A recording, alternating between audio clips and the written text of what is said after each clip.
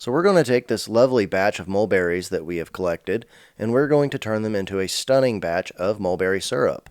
Now the first thing that we need to do is turn the heat on our stove, and then go ahead and set your pan onto the stove. After that, go ahead and dump your mulberries in that have been cleaned and destemmed. Set them into the pan. Make sure as they start to heat up, they don't stick, and we're going to see a little bit of steam releasing, and that's totally okay. If your berries do start to stick, I like to add a little bit of water, like you can see here. I just use the container from the mulberries. That's why it looks a little dirty, but it's not. It's just from the mulberries.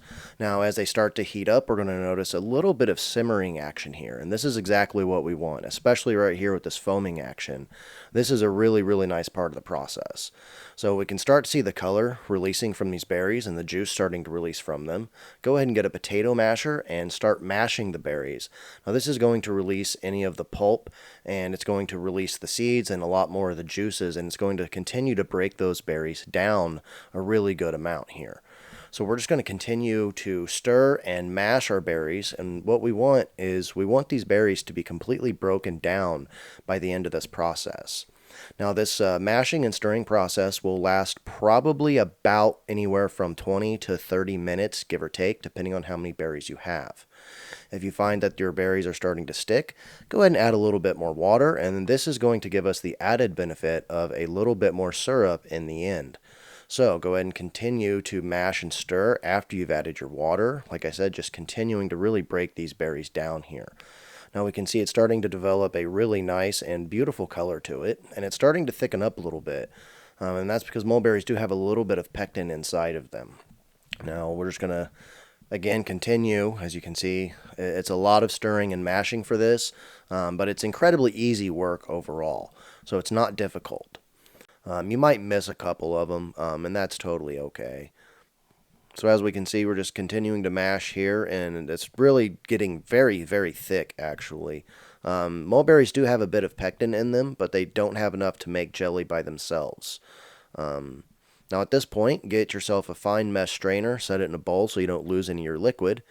And then we're going to take our mulberry mash, basically, and we're going to dump it into this strainer. And this will help remove any of the fruit pulp, and it'll remove all the seeds as well. Make sure you have a really fine mesh strainer for this process. If you don't have one, you can just use some cheesecloth, for example, would work really well, or even a really clean bandana that you don't particularly care about getting stained. Now at this point, continue to mash the berries even more to release any water or liquid or juice that's left inside of them.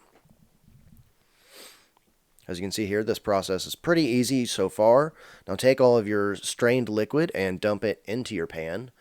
I know it's kind of weird to go back into the pan. And then once you've done that, take your berry mash that's left, put it in a strainer with some coffee filters, and kind of give it a good little squeeze, because there's still going to be some liquid left inside of there. As you can see, it's really, really wet. And see, if I take it and squeeze it here over the pan, we can see some more liquid starting to come out.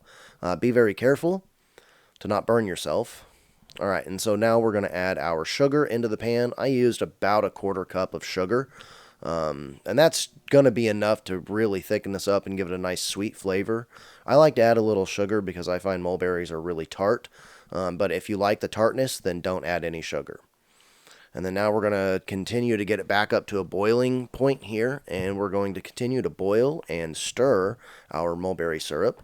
As we can see here, it's starting to thicken up really nicely. And basically, you just want to boil it at this point till it reaches the consistency that you want. Take it off of the heat, like I've done here. And then go ahead and get yourself a nice clean and sterile jar and pour your mulberry syrup into the jar.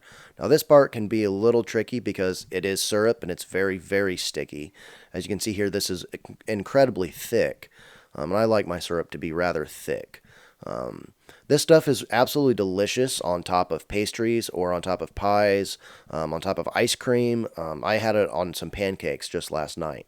And then go ahead and put your lid on it, and at that point, we are done, and we have a very, very lovely batch of mulberry syrup that you can use on top of ice creams or pastries or pies or even pancakes.